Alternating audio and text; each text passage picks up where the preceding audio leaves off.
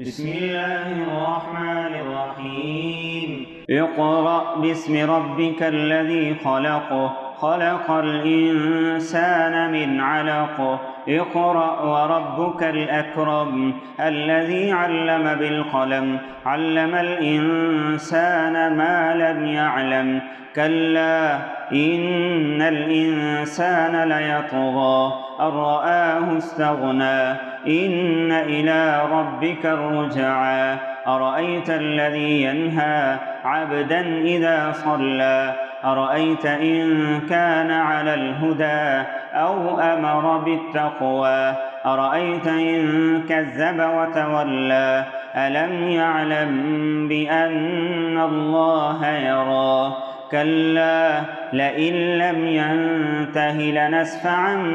بالناصية ناصية